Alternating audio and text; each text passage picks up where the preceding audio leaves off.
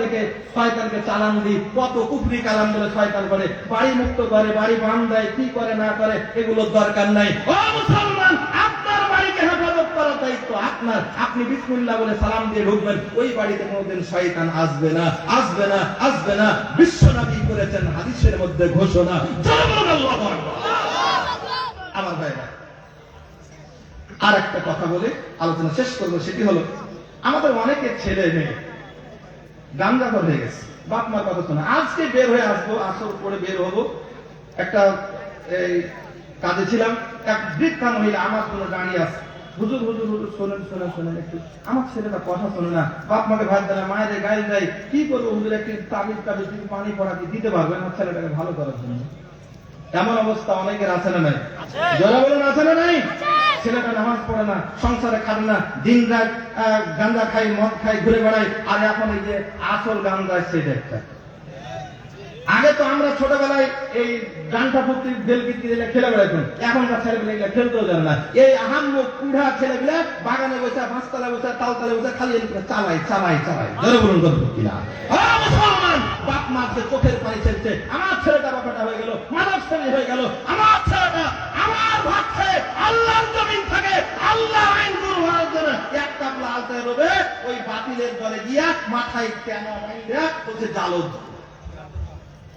আছে না নাই? যারা বলেন আছে না নাই? এই যে আপনার সন্তানটা নষ্ট হয়ে গেল, কখনো কি কারণ অনুসন্ধান করেছেন? এর কারণ হলো এই বেটাটাকে যখন জন্ম দিয়েছিলেন, ও বাপ মা যাদের ছেলে মেয়ে বকাটা হয়ে গেছে, পরকিয়া করে, খারাপ কাজ করে, চিন্তা করেন এই বাচ্চাটাকে যখন আপনি জন্ম দিয়েছিলেন তখন কি স্বামী স্ত্রী মিলনের সময় দোয়া করেছিলেন? আল্লাহর কসম, আল্লাহর কসম, আল্লাহর কসম, বিশ্বনবীর হাদিস বলছে কোন বাপ মা যদি দোয়া পড়ে তাহলে তার সন্তান কখনো খারাপ হবে না। যাদের আমাদের সন্তান খারাপ হয়ে গেছে, খেয়াল করে দেখেন, যখন স্বামী স্ত্রী আপনারা মিলামেশা করেছেন, ওই বাচ্চাটাকে জন্ম দেওয়ার সময় পেটে এসেছে, তখন কিন্তু আপনি দোয়া পড়েন নি। বিশ্বনবী সাল্লাল্লাহু আলাইহি ওয়াসাল্লাম সহিহ বুখারীর 149 নম্বর হাদিসের মধ্যে বলছেন, আল্লাহ রাসূল বলছেন, লাউ আন্না আহাদাকুম ইযা আতা আহলাহু, যদি তোমাদের কেউ নিজের বিবির কাছে রাত্রি যাপন করতে আসে, ওয়ালা সে যেন বলে বিসমিল্লাহি আল্লাহুম্মা জান্নিবনা শাইতানা ওয়া জান্নিবিশ শাইতানা মা রাযাকতানা। এই দোয়াটা পড়ে কেউ যদি স্বামী স্ত্রী একত্রে রাত্রি যাপন করে, ফাকুদিয়া বাইনাহুমা ওয়ালাদ, এই মিলনের মাধ্যমে যদি কোনো সন্তান মাতৃগর্ভে তৈরি হয়, লাম ইয়াদুররুহু, বিশ্বনবী বলছেন ওই সন্তানকে শয়তান কোনোদিন কোনো ক্ষতি করতে পারবে কে করেছেন? ঘোষণা বিশ্বনবী মুহাম্মদ সাল্লাল্লাহু আলাইহি ওয়াসাল্লাম জানিয়ে দিয়েছেন, ঘোষণা করেছেন ওই সন্তানকে শয়তান কোনোদিন কিছু ক্ষতি করতে পারবে না। তাহলে যাদের সন্তান এখন বকাটা হয়ে গেছে তাদের কাজ কি? তাদের কাজ হলো, ও মা, ও বাবা, আপনার দামটা আল্লাহর কাছে অনেক বেশি, ছেলে মেয়েকে বদদোয়া দেবেন না। আপনার ছেলে কথা শোনেন, আপনাকে ভাত দেয় না, বদদোয়া দিবেন না। আপনার বদদোয়া কিন্তু মারাত্মক দামি। বিশ্বনবী সাল্লাল্লাহু আলাইহি ওয়াসাল্লাম বলছেন, আল্লাহর মাঝে আর বাপ মার দোয়ার মধ্যে কোনো পর্দা থাকে না। আপনি ভালো দোয়া করেন আর মন্দ দোয়া করেন, সবটাই আল্লাহ কবুল করে নেন। আপনি জায়নামাজে বসে আপনার ওই হিরণখোর ছেলেটার জন্য চোখের পানি ছেড়ে আল্লাহকে ডাকতে বলেন, আল্লাহ আমার ছেলেটাকে হেদায়েত দাও, ইনশাআল্লাহ আল্লাহ রাসূল যেহেতু বলেছেন বাপ মা তো আল্লাহ ফেরত দেয় না, আপনার ওই বকাটা ছেলেটা হেদায়েত পেয়ে ইসলামের পথে চলে আসবেন। জোরে বলুন ইনশাআল্লাহ। আমার ভাইরা বন্ধুরা, আমার ভাইরা বন্ধুরা, আরো অনেক দোয়া দরুদ আছে শয়তানের হাত থেকে বাঁচার জন্য। আমি প্রথমে বলেছিলাম শয়তান কয় ধরনের? জোরে বলুন কয় ধরনের? দুই ধরনের। একটা হলো জিন জাতির শয়তান আর একটা হলো মানব জাতির শয়তান। জিন জাতির যে শয়তানগুলো, এগুলো দোয়া দরুদ পড়লে পালিয়ে যায়। এগুলো কি? দোয়া দরুদ পড়লে পালিয়ে যায়। কিন্তু মানব জাতির যে শয়তান, এগুলো কিন্তু দোয়া দরুদ পড়লে পালাবে না। ও মুসলমানেরা, আমার এলাকার মা বোন ভাই বেরাদার, মল্লিকপুর তাফসীরুল কোরআন মাহফিলে আগত শ্রোতা মণ্ডলী, একটু কান করে শুনে রাখেন। মানবরূপী শয়তান কারা?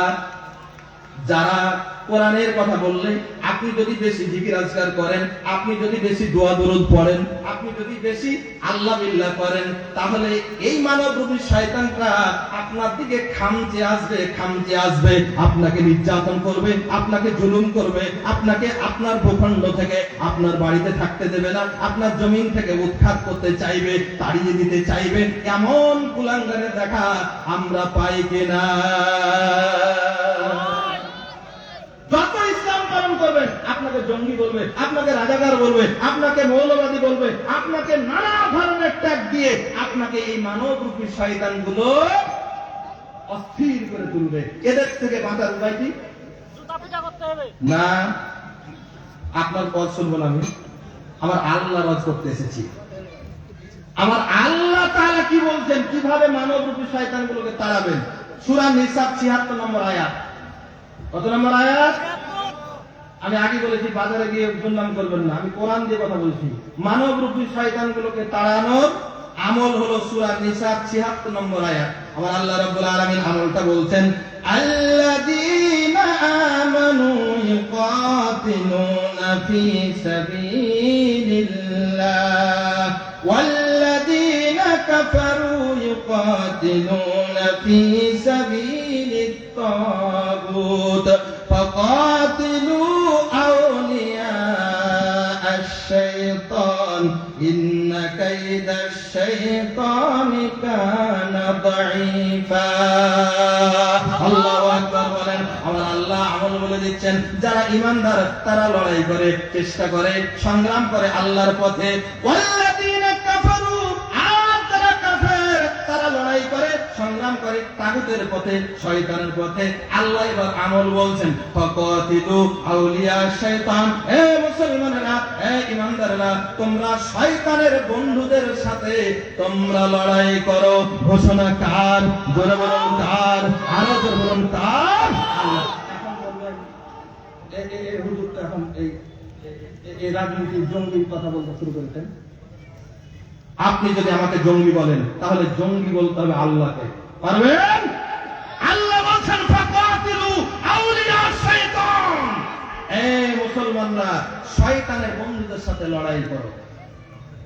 আল্লাহ নবী মুহাম্মদ সাল্লাল্লাহু আলাইহি ওয়াসাল্লামকে উৎখাত করার জন্য, ইসলামকে নির্মূল করার জন্য ওই আবু জেহেল, আবু লাহাব, উতবা, শাইবা, মুগীরারা বিশ্ব নবীর উপর আক্রমণ করেছিল। বিশ্ব নবী মুহাম্মদ রাসূলুল্লাহ সাল্লাল্লাহু আলাইহি ওয়াসাল্লাম ঈমানদারদেরকে সাথে নিয়ে বদরের রণাঙ্গনে ছুটে গেছেন, উহুদের যুদ্ধে ছুটে গেছেন, হুনাইনের যুদ্ধে ছুটে গেছেন।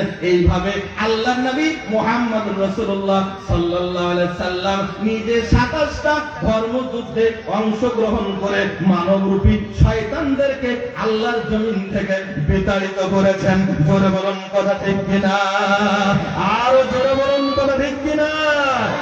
জঙ্গি বলতে হলে এক নম্বরে জঙ্গি বলতে হবে বিশ্বনবী মুহাম্মদ সাল্লাল্লাহু আলাইহি ওয়াসাল্লামকে। বলার স্পর্ধা রাখেন আমার ভাইয়েরা, বন্ধুরা। আল্লাহ নবী মুহাম্মদ সাল্লাল্লাহু আলাইহি ওয়াসাল্লাম এই যে মানবরূপী শয়তানগুলোকে তাড়ানোর জন্য যে আন্দোলন করেছেন, যে মিশন দিয়েছেন, যে কাজ করেছেন, এর জন্য আল্লাহর রাস্তায় জান কি দিয়ে, যারা বলেন কি দিয়ে? লিল্লাহি তাকবীর। প্রধান অতিথির আগমন, প্রধান অতিথির আগমন। সম্মানিত উপস্থিতি, আমি আমার আলোচনা ৫-৭ মিনিটে শেষ করে দেব। তো আল্লাহ নবী মুহাম্মদ সাল্লাল্লাহু আলাইহি ওয়াসাল্লাম ইসলামকে এইভাবে পুনর্জীবিত করেছেন। আমার মল্লিকপুরের তাফসীর কমিটির মাহফিলে আগত সকল শ্রোতা মণ্ডলী, আপনাদের কাছে জানতে চাই, মল্লিকপুরের তাফসীর মাহফিল এবছরে কি আমরা শেষ করে দেব না চলতেই থাকবে? জোরে বলুন, চলতেই থাকবে না বন্ধ করে দেব? কারা কারা চান কিয়ামত পর্যন্ত চলো? দুই হাত তুলে দেখান আল্লাহর বান্দারা। লিল্লাহি তাকবীর, লিল্লাহি তাকবীর। আল কোরআনের আলো, আল হাদিসের আলো, লিল্লাহি তাকবীর। এখন এই বিশাল আয়োজন, আমরা জানি আমাদের এই তাফসীর চলতো 6 দিন ব্যাপী। এই নাস্তিক মুরতাদ শয়তানের প্রতিনিধিদের বাধার কারণে আমাদের এই ঐতিহাসিক তাফসীরটা বন্ধ হয়ে গিয়েছিল। জোরে বলুন কথা ঠিক কিনা? আল্লাহর মেহেরবানি, তাদেরকে আল্লাহ তাআলা একটা প্রেক্ষাপট তৈরি করে দিয়ে আবারও চালু করে দিয়েছেন। জোরে বলুন আলহামদুলিল্লাহ।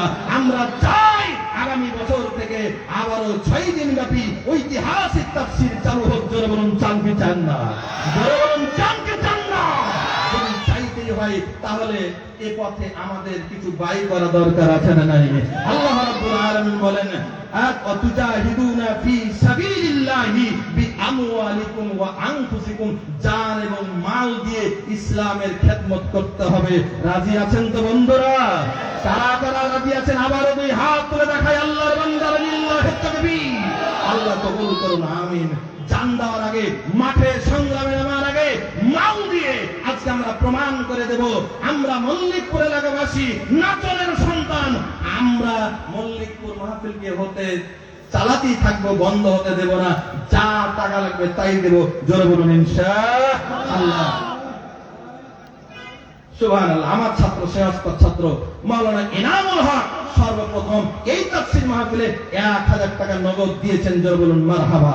আমি 1000 নয়, আমি 1 লক্ষ টাকার একটা দাতা চাচ্ছি, যারা এই ফান্ডের জন্য স্থায়ী একটা ফান্ড 1 লক্ষ টাকা দান করবেন। আল্লাহ তুমি কবুল করো। জোরে বলুন আমিন। আল্লাহর কোন বান্দা কি আছেন আজকে 50,000, 20,000, 10,000, 5,000 এর একটা ঘোষণা দেবেন? এমন কি আল্লাহর কোন বান্দা নাই? একটা ছোট্ট ঘটনা বলি। আল্লাহর নবী মুহাম্মদ সাল্লাল্লাহু আলাইহি ওয়াসাল্লাম একদিন দান উসুল করছেন। বলতেন, সাহাবীরা যুদ্ধে যাব, দিন প্রতিষ্ঠার সংগ্রামে বের হবো, যার যা আছে বের করো, নিয়ে আসো। আল্লাহ রাসূলের ঘোষণার সাথে সাথে একবার দানের স্তূপ হয়ে গেল। বিশ্বনবী বলছেন, আবু বকর তুমি কত দিয়ে এনেছো? বলছে, আল্লাহ রাসূল আমার যা আছে সব দিয়ে দিয়েছি, বাড়িতে আল্লাহ এবং তার রাসূল ছাড়া কিছু নাই। হযরত উমর রাদিয়াল্লাহু তাআলা আনহু অর্ধেকটা এনেছেন। উসমান রাদিয়াল্লাহু তাআলা আনহু 200 উট, 100 ঘোড়া, 29 কেজি সোনা, 29 কেজি রূপা আর 5 কেজি সোনা, এইভাবে তিনি দান করেছেন। সবাই দান করে করে একবারে জান্নাত কিনে নিচ্ছেন। একজন দরিদ্র সাহাবী, কালো সাহাবী, নাম তার আব্দুল্লাহ জুলবাদাই, তিনি দাঁড়িয়ে ডুকরে ডুকরে কাঁদছেন। বিশ্বনবী বললেন, আব্দুল্লাহ বাবা কাঁদো কেন তুমি? আব্দুল্লাহ ডাক দিয়ে বলেন, ইয়া রাসূলুল্লাহ, ইয়া হাবিবাল্লাহ, আপনার ধনী সাহাবীরা লক্ষ লক্ষ কোটি কোটি টাকা দিয়া জান্নাত কিনে দিল, কিন্তু ইয়া রাসূলুল্লাহ আমার তো কিচ্ছু নাই, আমি কি দেব? আপনি তো জানেন ইসলাম গ্রহণ করার অপরাধে আমি ইয়াতীম ছিলাম, চাচার তত্ত্বাবধানে ছিলাম। আমার চাচা আমাকে আমার সম্পত্তি থেকে বঞ্চিত করে তাড়াই দিয়েছে। শুধু তাই নয় গো রাসূলুল্লাহ, আমাকে আমার পরনের লুঙ্গিটা পর্যন্ত দেয় নাই, উলঙ্গ করে বাড়ি থেকে বের করে দিয়েছে। আমার মা একটা চাদর দিয়েছিল, কম্বল দিয়েছিল, ওই কম্বলটা পরে আমি আপনার দরবারে হাজির হয়েছি। ইয়া রাসূলুল্লাহ, এই 2 টুকরা কম্বলের জন্য আপনি আমার উপাধি দিয়েছেন জুলবাদাইন। ইয়া রাসূলুল্লাহ, আমার এই 2 টুকরা কম্বল আমার সম্বল, কিন্তু আমারও তো দান করে আল্লাহ জান্নাত পেতে মন চাই। ইয়া রাসূলুল্লাহ, আমিও নাম লেখাতে চাই। ইয়া রাসূলুল্লাহ, দানের খাতায় আপনার আমার নামটাও লেখান। নাম লেখা হলো আব্দুল্লাহ জুলবাদাইন। নবীজি বললেন, আব্দুল্লাহ কি দিতে চাও? ইয়া রাসূলুল্লাহ, আমার এই সম্বল 2 টুকরা কম্বল, আমি কেমনে দেব? এটা যদি দিয়ে দিই তাহলে তো আমার ইজ্জত থাকার কোনো ব্যবস্থা থাকে না। ইয়া রাসূলুল্লাহ, আমি দিতে চাই আমার সবচেয়ে দামি যে জিনিসটা, সেটি হলো আমার জীবনটা আমি ইসলামের জন্য কুরবান করে দিতে চাই। লেখেন, ইয়া রাসূলুল্লাহ, আমি আমার জীবনটা ইসলামের জন্য দান করে দিলাম। জোরে জোরে বলুন না সুবহানাল্লাহ। ঈমানের দাবি যদি কুরবানি হয়, সে দাবি পূরণে আমি তৈরি থাকি, জানো ও গো দয়াময় আমার প্রভু দয়াময়, ও গো দয়াময় আমার প্রভু দয়াময়। জোরে বলুন আল্লাহুম্মা আমিন। ও মুসলমানেরা, সাহাবায়ে কেরামগণ সব দিয়ে দিয়েছিলেন, নিজের জীবনটা ইসলামের জন্য কুরবান করে দিয়েছিলেন। আজকের এই তাফসীর মাহফিলে কোন বান্দা কি আছেন যিনি একটু ঘোষণা দেবেন? জি আলহামদুলিল্লাহ, আপনারা মনে মনে ওভাবে দিতে পারেন। আরেকটা কথা হলো, আমার একটা তবিয়ত হলো, বৈশিষ্ট্য হলো, আমি কিন্তু জালসা মাহফিলে 1 কাপ লাল চায়ের দাম নিয়ে থাকি। মল্লিকপুর বাজারে 1 কাপ লাল চার দাম কয় টাকা? আমি জানি, যেহেতু আমিও খাই প্রতি সপ্তাহে এসে। আপনাদের কাছ থেকে জানতে চাচ্ছি, কয় টাকা? 5 টাকা। চায়ের সাথে টা খেলে কয় টাকা লাগে? 10 টাকা। আবার অনেকে টান খান, টান খেলে কয় টাকা? খবরদার খাইবেন না।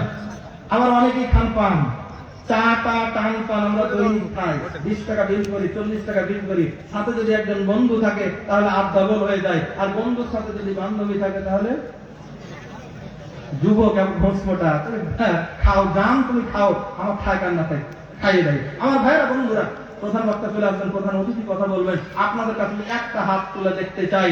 আমার শ্রোতা মণ্ডলী, আপনাদের কাছে পকেটে 5টা টাকা নাই, এক কাপ লাল চায়ের দাম, তারপর একটা হাত তুলুন। 5 টাকা নাই পকেটে। এই বাবা আছে লাল গেঞ্জি আছে, ওর কাছে আছে। আপনাদের এই বাবুরা, তোমরা তালবুলিরা সবাই নিয়েছে, তার মানে বুঝে নিলাম সবার কাছে 5 টাকা আছে।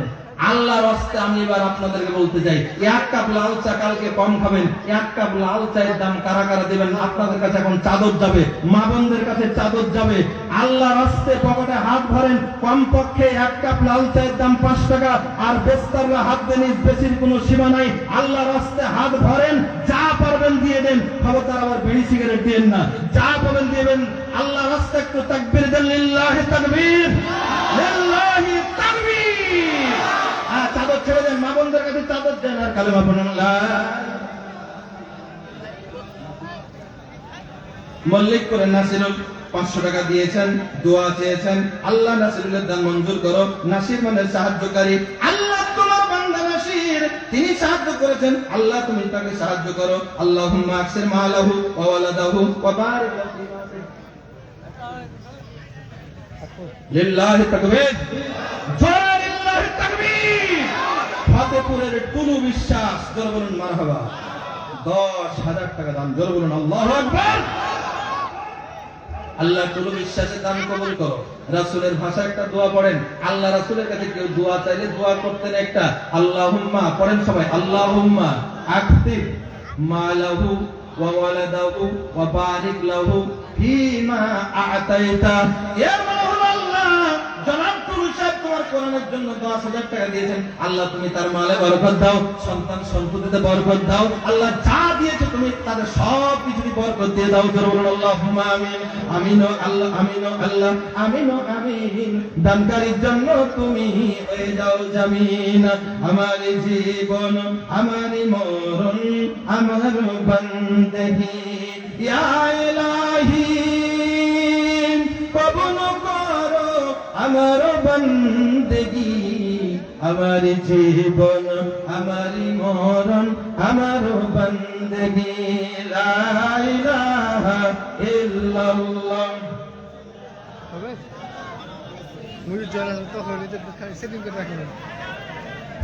আর লা ইলাহা ইল্লাল্লাহ।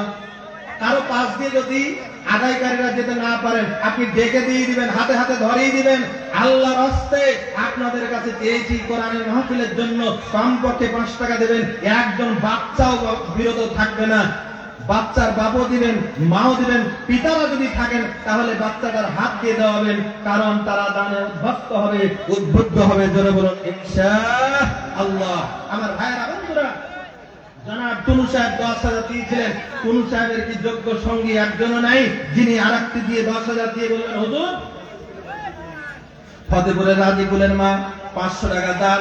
আল্লাহ তোমার একজন বান্দিনী কোরআনকে ভালোবেসে, ইসলামকে ভালোবেসে এই তাফসীর মাহফিলকে জিন্দা করে রাখার জন্য 500 টাকা করেছেন দান। আল্লাহ দয়া করে কবুল করে নেন, মনের আশা পূর্ণ করে দেন। আল্লাহ ইমানে হায়াতে বরকত দান করেন। পরিবারে যারা মারা গেছেন হায়াতে তাইয়্যিবা দেন। আমিন আমিন সুম্মা আমিন। মুসলিম আমি সংগ্রামী, আমি চিরনবীন, আল্লাহ ছাড়া কাউরি মানি না। লিল্লাহি তাকবীর, লা ইলাহা ইল্লাল্লাহ। রাসূল আমার ভালোবাসা, রাসূল আমার আলোচনা, রাসূল আমার প্রেম বিরাগের মূল আলোচনা, রাসূল আমার কাজে কর্মে অনুপ্রেরণা। লা ইলাহা ইল্লাল্লাহ। আমার ভাইরা বন্ধুরা, আল্লাহ রাব্বুল আলামিন বলেন আশ-শাইতানু ইয়াইদুকুমুল ফাকর। আমি শয়তানের আলোচনা করেছি। এই মাহফিলেও শয়তান আছে। শয়তান আপনাকে বলবে খবরদার দান করিস না, দান করে হুজুরা ফুর্তি ওড়াবে। আল্লাহর কসম করে বলি, এখানে ফুর্তি ওড়ানোর জন্য কোনো ওসুল করা হয় না। আল্লাহর জমিনে আল্লাহর দ্বীনকে বাস্তবায়ন করার জন্য, কোরআনের সমাজ গড়ার জন্য, কোরআন অনুযায়ী মানুষ জীবন চলুক, কোরআন অনুযায়ী প্রত্যেকটা মানুষ হেদায়েত লাভ করুক, এটাই আমাদের উদ্দেশ্য। বিশাল আঞ্জাম দিতে অনেক খরচ আছে, এই খরচ মেটানোর জন্যই আপনাদের কাছে চাওয়া হয়েছে। কিন্তু শয়তান আপনাকে প্রলোভন দেবে, খবরদার টাকা দিবি না, টাকা দিলে কমে যাবে, ফকির হয়ে যাবে, বলে কে? শয়তান। আমার আল্লাহ রাব্বুল আলামিন বলেন, আল্লাহু ইয়াইদুকুম মাগফিরা। এই দুনিয়ার মানুষেরা শোন, শয়তান তোকে নিরুৎসাহিত করবে, টাকা দিতে বাধা দান করবে। আর চাদর উঠা হয়ে গেলে আবার কেউ ফের নিজের মনে করে ফের বাড়ি চলে যায় না, চাদর তুলে সবাই স্টেজে জমা দিয়ে যাবেন ইনশাআল্লাহ। আমি জানি আপনারা এই কাম করবেন না, কিন্তু দেশের মানুষ তো একটু রসিকতা করছে, আবার মাইন্ড করিয়েন না। টাকাগুলো সব চাদরে এখানে পাঠিয়ে দিবেন। আমার ভাইয়েরা, আমার আল্লাহ রাব্বুল আলামিন বলছেন, আল্লাহু ইয়াইদুকুম মাগফিরা। হে বান্দারা, যদি তোরা ইসলামের জন্য দান করিস, আমি আল্লাহ কথা দিলাম তোদের জীবনের সব গুনাহ মাফ করে দেব। যারা বলুন সুবহানাল্লাহ। শুধু মাফ করব তাই নয়, ওয়াফাদুল্লাহ, আমি আল্লাহ তোর জীবনের যে সম্পদ আছে এটাকে আরো বেশি করে বাড়িয়ে দেব। জোরে বলুন আলহামদুলিল্লাহ। আল্লাহ রাব্বুল আলামিন বলছেন, আল্লাহ তাআলা রাসূল সাল্লাল্লাহু আলাইহি ওয়াসাল্লাম বলছেন, মানুষ যখন পাপ করে তখন আল্লাহ রাগ করে। মানুষ পাপ করলে আল্লাহর কি হয়? রাগ হয়। আল্লাহর রাগ দূর করার জন্য হাদিসের স্বীকৃত একটা ইবাদত আছে। এটা সালাত দিয়ে হয় না, সিয়াম দিয়ে হয় না, যাকাত দিয়ে হয় না, হজ দিয়ে হয় না। এটার জন্য সাদাকা লাগে, দান লাগে। রাসূল সাল্লাল্লাহু আলাইহি ওয়াসাল্লাম বলছেন, ইন্না সাদাকাতা লা তুফিউ গদাবার রাব্বি। দান এমন একটা পাওয়ারফুল ইবাদত, দান এমন একটা পাওয়ারফুল ইবাদত, দান এমন একটা পাওয়ারফুল ইবাদত। কোন বান্দা, কোন বান্দি যখন এই দানটা করে দেয়, দান করার সাথে সাথে আল্লাহর রাগ মাটি হয়ে যায়। করে বলুন সুবহানাল্লাহ। আর করে বলুন সুবহানাল্লাহ। কিছু কাঁথা, কিছু ডিম, কিছু ফল ইতিমধ্যে দান করেছেন, আল্লাহ সবার দান কবুল করুন। জোরে বলুন আমিন। এই তাফসীর যারা শুরু করেছিলেন, অনেকেই দুনিয়া শপথ শেষ করেছেন। আমি প্রথমেই বলেছি, আমরা আগামী বছর এই তাফসীরে আসতে পারবো, এর কি কোনো গ্যারান্টি আছে? জোরে বলুন আছে? নাই। হতে পারে আজকের এই রাত্রি, এই তাফসীর আমাদের জীবনের অনেকের শেষ তাফসীর হয়ে যেতে পারে। পারে কি না বন্ধুরা? পারে। মানুষ মরে গেলে, বিশ্বনবী সাল্লাল্লাহু আলাইহি সাল্লাম বলছেন, মানুষ মরে গেলে সব আমল বন্ধ হয়ে যায়, কিন্তু তিনটা আমল জারি থাকে। যারা বলুন কয়টা? তিনটা। এক, সাদাকায়ে জারিয়া। এক, সাদাকায়ে জারিয়া, চলমান দান। এটা ব্যক্তি নিজে করে যেতে পারে, অথবা তার মরার পরে তার সন্তানেরা, পরবর্তী বংশধররা করতে পারে। দুই, ইলমে নাফে, উপকারী জ্ঞান। তিন, ওয়ালাদুন সালিহুন, নেক সন্তান, ইয়াদউলা, যেই সন্তান তার জন্য দোয়া করবে। আমি বিশ্বাস করি মল্লিকপুরের তাফসীরে এই তিনটি কাজের সমন্বয় আছে। এখানে সাদকা করার সুযোগ আছে, এখানে ইলমে নাফে হয়, এখানে যা কিছু আলোচনা হয়। কোরআন হাদিসের মৃত মুস্তারা খাতুনের নামে নাকের ফুল দান করা হয়েছে, আর 200 টাকা। আল্লাহ তাআলা তার এই দানকে কবুল করুন। জোরে বলুন আমিন। আল্লাহ রাসূলের যুগের মেয়েরা অলংকার দান করতেন। আল্লাহ রাসূল সাল্লাল্লাহু আলাইহি ওয়াসাল্লামের জামানার মহিলাদের সঙ্গে এই মহিলাকে আল্লাহ জান্নাতের মেহমান হিসেবে কবুল করিও। জোরে বলুন আল্লাহুম্মা আমিন। তো সম্মানিত উপস্থিতি, এখানে ইলমে নাফে হয়, উপকারী জ্ঞান হয়। আমরা ছোটবেলাতে এই তাফসীর মাহফিল থেকে সবক নিতাম। কেমন সবক নিতাম? যখন এই সোনাচন্ডী মাঝহাটের এই মাঠে যখন গরু করে দিতাম, আমার মনে আছে এখান থেকে দেখে গিয়ে কিভাবে তার টানাতে, কিভাবে মাইক করাতে, এগুলো ওই ভ্যাটের সাপলা ফুলের পাইপ গলা দিয়ে তার করতাম, আর লাঠি আর ডান্ডা পুক্তি দিয়া এই মাহফিল বানাতাম, আর রাখার লাগে বলতাম, এই তোরা বস, এখন আমি ওয়াজ করবো। এই গরুর মাঠে এই কাজগুলো করতাম।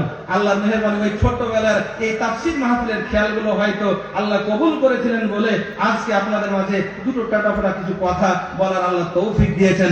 আমি চাই আজকে আমি থাকবো না, আপনি থাকবেন না, আপনার আমার সন্তানেরা আগামী দিনে এই মাহফিলে সভাপতির আসন অলঙ্কৃত করবেন, প্রধান বক্তার আসন অলঙ্কৃত করবেন, তাফসীর পেশ করবেন, এমনটি কি আমরা চাই না? চাই। তাহলে এখানে যদি দান করি এ ধরনের ওয়াইজ বক্তা আলেম দ্বীন কোরআন শিখবে, ইসলাম শিখবে, নামাজ শিখবে, রোজা শিখবে, শয়তানের হাত থেকে বাঁচা শিখবে, এই ইলমে নাফের কারখানা এটা। আল্লাহ কবুল করুন, আমিন। আর 3 নম্বর হলো ওয়ালাদুন সালেহুন, নেক সন্তান। এই কোরআনের ছায়াতলে যারা আসে তারা ভালো মানুষ হয়ে যাবে ইনশাআল্লাহ। আল্লাহ তাআলা যেন আমাদের সকলকে নেক সন্তান হওয়ার তৌফিক দান করেন, আমিন। সম্মানিত উপস্থিতি, আমি আপনাদের এলাকার সন্তান, দেশের মানুষ, ভাঙা গলায় এলোমেলো ভাবে কিছু কথা বলেছি। আল্লাহকে সাক্ষী রেখে বলছি, আল্লাহকে সাক্ষী রেখে বলছি, আল্লাহকে সাক্ষী রেখে বলছি, কোরআন হাদিসের বাইরে কোন কথা আমি বলিনি। কোরআন হাদিসের বাইরে কোনো কথা আমি বলিনি। যা কিছু বলেছি কোরআন হাদিসের আলোকেই বলেছি। যদি ভুল হয়ে থাকে হাত জোড় করে অনুরোধ করছি, আমি কম জানা মানুষ, ধরিয়ে দিবেন, আমি সংশোধিত হব, দলিল দিয়ে ধরিয়ে দিবেন। আর সঠিক যদি আলোচনা হয়ে থাকে আল্লাহর কাছে ফরিয়াদ করে, আল্লাহ এই আলোচনা অনুযায়ী আমাকে আমল করার তৌফিক দান করুন। এই আলোচনা তাফসীর কমিটিকে বাস্তবায়ন করার তৌফিক দান করুন।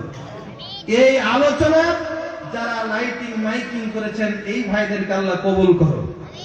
এই আলোচনা যারা অংশগ্রহণ করেছেন সবার জন্য আল্লাহ যেন নাজাতের জরিয়া বানিয়ে দেন, আল্লাহ কবুল করুন, আমিন। আপনাদের সবার কাছ থেকে দোয়া চেয়ে নিচ্ছি, আল্লাহ তাআলা যেন আমাকে কোরআন হাদিসের যতটুকু জ্ঞান দিয়েছেন আমল করতে পারি। আপনাদের জন্য প্রাণ খুলে দোয়া থাকলো, আল্লাহ আপনাদের সকলকেই হেদায়েতের উপর রাখুন, সুস্থ রাখুন, হায়াতে তাইয়্যিবা দান করুন, আমিন। প্রধান বক্তা এক্ষুনি আসবে, প্রধান অতিথি, বিশেষ অতিথি মহোদয়রা কিছু বক্তব্য রাখবেন। আল্লাহ তাআলা আমাদের সকলকেই আমাদের মেহমানদের কথা শেষ পর্যন্ত শুনে একেবারে চূড়ান্ত সবক গ্রহণ করে আল্লাহ রাব্বুল আলামিন আমাদেরকে এখান থেকে যাওয়ার তৌফিক দান করুন, আল্লাহুম্মা আমিন। আল্লাহ তাআলা কবুল করুন, আমিন। আল্লাহ এই মাহফিলকে আগামী বছর আবার আয়োজন করার তৌফিক দান করুন, আমিন। ওয়া আখির দাওয়ানা আনিল হামদুলিল্লাহি রাব্বিল আলামিন। আসসালামু আলাইকুম ওয়া রাহমাতুল্লাহি ওয়া বারাকাতুহু।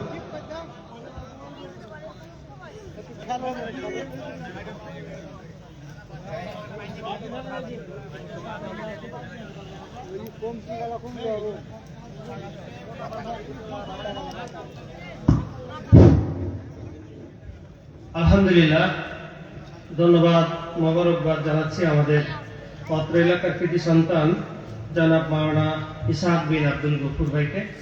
তার